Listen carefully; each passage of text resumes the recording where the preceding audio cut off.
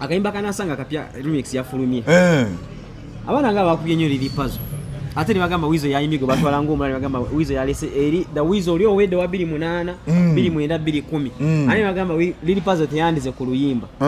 omwana wa Energy yakomeredde liri puzzle n'ekimanyi tali kiddira like omwana wa Energy yabadde mutuufu because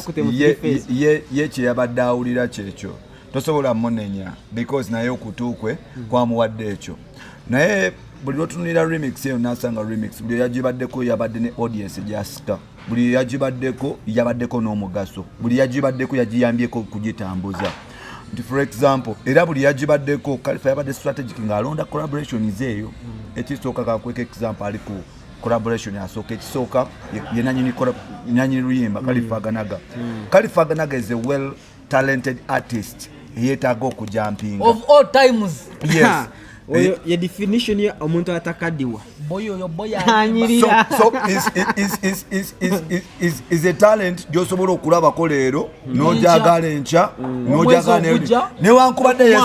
newankubadde yesiruwaza olumu naye y'omu ku bayimbi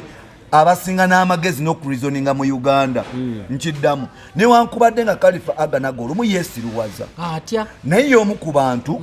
abakyasinza okureasoninga mu industry muno gwetaaga n'omugamba okitegedde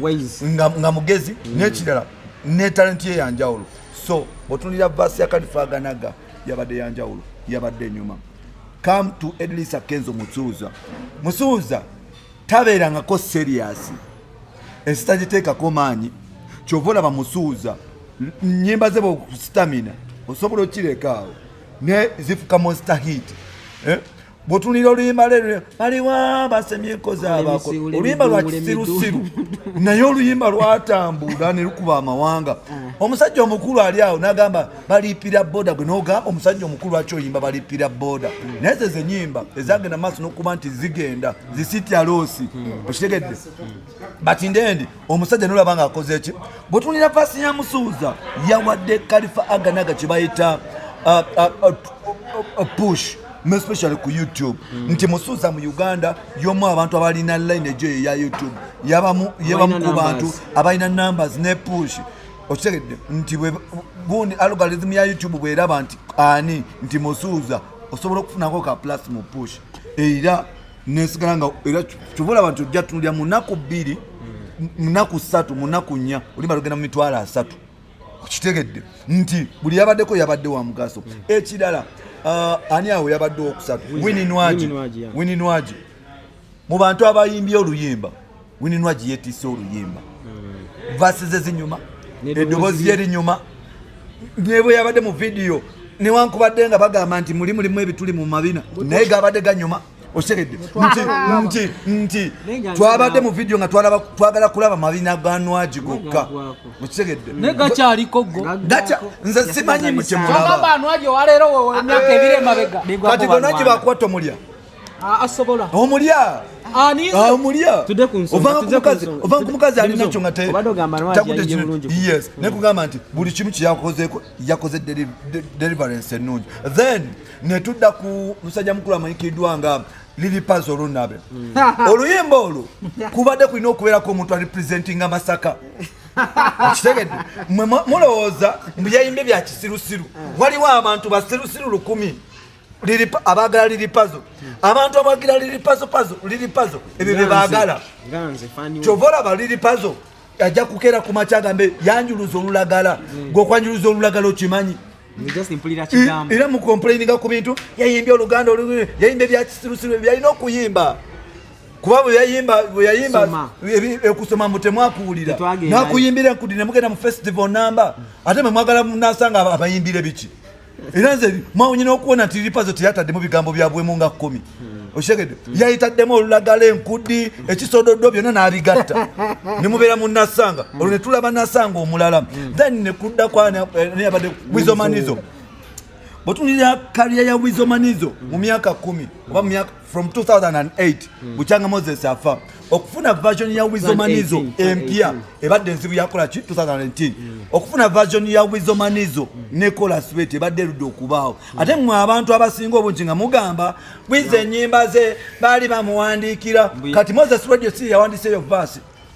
Okitegedde tekwabaddeko Kalifa yajiwandiisa nedda ssebo si Kalifa Kalifa yakwata ebyuma bye n'agenda ewamanizo ng'amaze okwetamiirira ebintu bye n'amuteekerawo ebyuma Wizzo tawandiika music akira ku makya n'agamba wataddemu n'awuliriza n'akola recording tawandiika akuba freestyle era Wizzo manizo n'ateekamu ebintu bye n'agattako yayimbye bulungi olimba ki mu buzibu mulina mulowooza nti omuntu ayimba obulungi alina kuba buloboozi nga bwa King Saha ku manyoko mmwe mulowooza omuntu ayimba obulungi alina kuyimba nga Aziza Ziyoni nedda okitegedde Chameleone abayimbira bubi Chameleone alina ekirowoozo ekisaakala abayimbira bubi ate Bebe Cool Bebe Cool bw'otuuka ku muntu amanyi music Bebe Cool n'akuyimbira oyinza omukuba oluyi naye Bebe Cool ayimba bulungi batya because mu raga ajja kye bayita sweetness mu music ajja kye bayita rhythm ne melody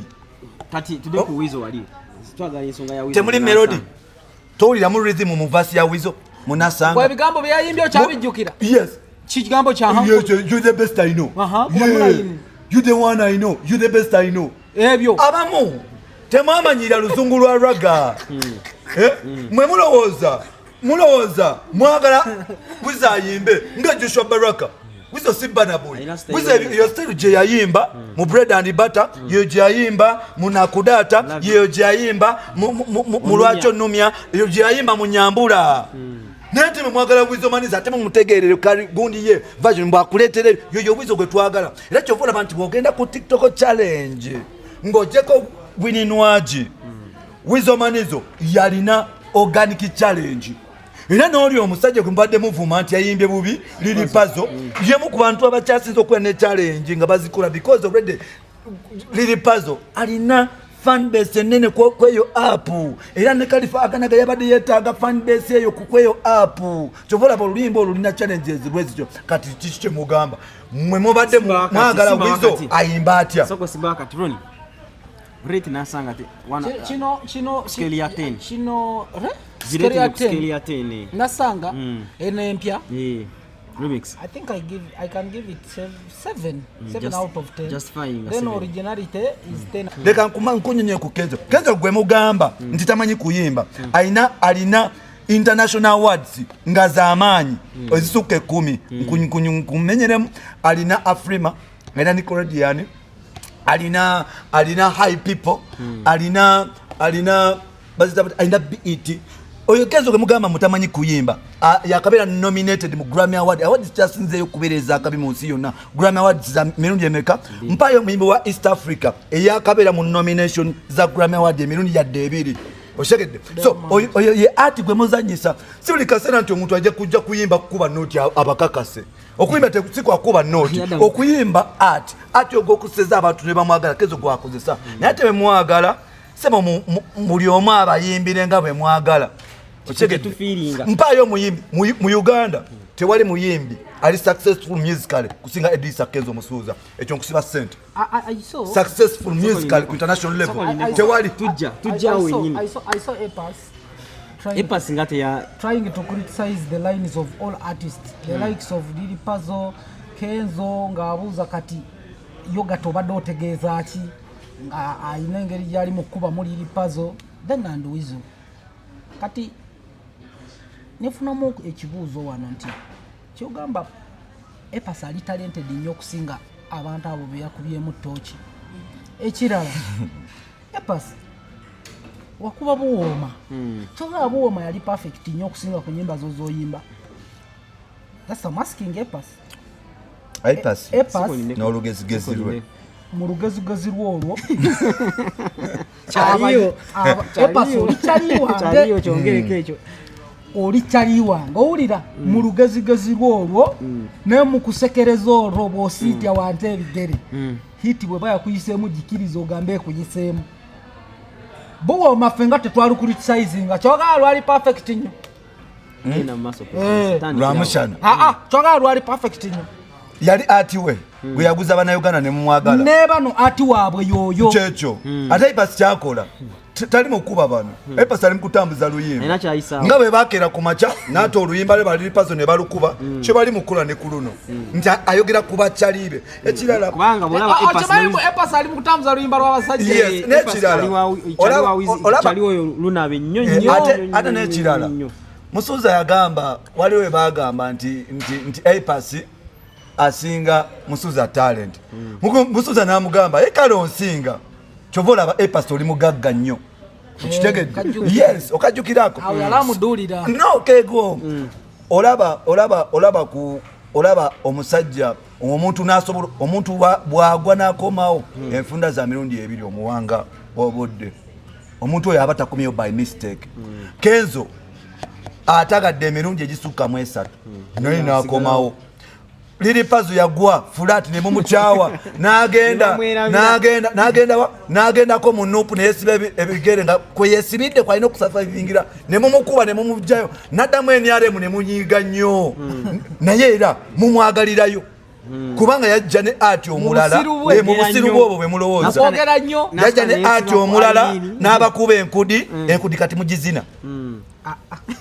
ate tebagikuba mu balani mugizina temugizina ekyo kigambo beri mu kuluyimba olwama obuzibu muli Ivo Mine omuntu bagamba memulowooza birala twalira ebintu by'ekisiru sibya ndowooza ebyo by'ekisiru byammwe anti abakumanyiwa nabatudde nawo ntu bwabanga Epas akubye enkudi akubye olulagala akubye ekisododo ne mu byagala ekitegeeza Epas I mean Lipazo atiwe gwatunda abantu bamwagala ati woyo ayo muyimbi kati ani Lipazo achali muyimbi ddala chovola bagenda nedda oyo omusajja oyo yena art ku music ati akolebwa ebintu ebyo bisatu omuyimbi omuyimbi yena talina tokability toba wakabi mu nsi yonna bano babakogerako Cristiano Ronaldo ekimufuula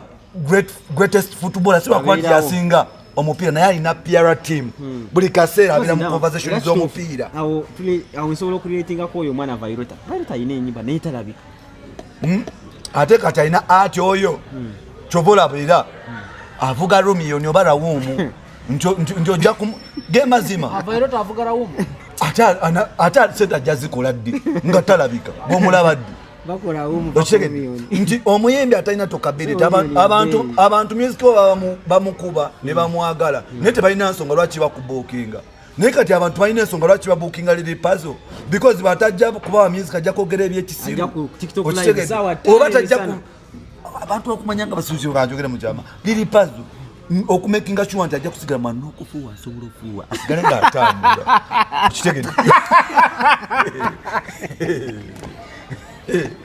Nungami asobola okukola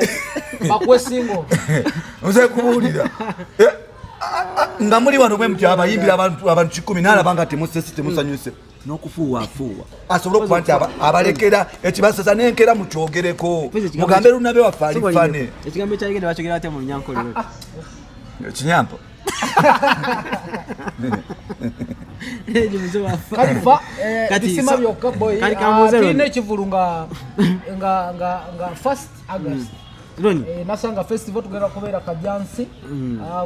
Kulweza Forest Mall actually eri mulweza nga tonatuuka Kajansi so another people are trying to perceive that event very very well abantu bali mugula ticket of which I'm happy for you my guy kati ekyo kintu olulimba Kalifa engeri gyazeewo tusubire Kalifa okusigalawo asobola game bwagizanya bulungi omanye no music waffe kasitoyiga okugaba kasitoyiga okugatta n'okwawuza then n'okugabira okategedde olulimi lwa ssente lwabogezaako okwogera bw'obanga osobola okwefiriza akatonozaamu ogatta ogenda kubeerako ate Kalifa politics wendo nga amumanyi Kalifa obuzibu bwazze afuna yalinda emakalisi yaba abikola Kalifa kati tokyali munaku abantu bawe ku ssente gwe buli lwoguma ennyo gemazima gwe buli lwoguma ennyo abantu bagenda kupushinga ate kati sokoleke omuntu asobola okukwogera leero ku lunabe because lunabe onaamusanga at least yajjaku naye omuntu asobola kwogera ku Vairota onaamusanga waakuki Kalifa abaana bookye Abana bera ng'obwocha. Omanyi lwaki ba Chameleone abo abaddeko emyaka 25 babebeko. Oyo Chameleone agaba sente. They spend a lot of money in PR. Ate kankulage Chameleone yasanyuka tolanga tuli gano ngako banba najja nanywa. Natunyamune tunywa amagamba Jameso. Walero bandachamuka. Walero nzemu ne sente. Namuwana nchawo ngokuba ekikopo. Neno ngongo jikuba Chameleone ensonga emufuddo wa kabiti ne mubala asobola okujano kwa baninga temasa studio ya DN10 gwe no mugamba nti Chameleone yagwa naye nga amanya PRS yakoze ku Urban mujja kuba enyimba zo kumala omwaka ogwo mulamba nga amazotegera nti wano kwa Urban mbera n'abantu singa mugamba Chameleone yali wano yali nga memugamba yagwa naye nga akulekedde ekyo Ron nika mbuze gwabera ni aganaga ali akinganyirira. No, just alinga akana. No, yafunyemu ku sente oluyimba lwamukomezawo mu bantu. Yafunyemu ku sente. Okuveda aganaganya nga sina luyimba aganaganya. Akati tudde byanjawulo muko. Alina okwambala bulungi, alina olabika bulungi. Engatoze asemu eyo. Engateze nnene empava alina nyingi ewaka. Kati kawungezi nafunayo ekiwale ekimutwala ku massage. Nange muyimbi wange. Alabika bulungi because alina mu ku kasente. Ate oyo yani gotukubira. Oh no. Olabeko. Musajja wange big guy star boss.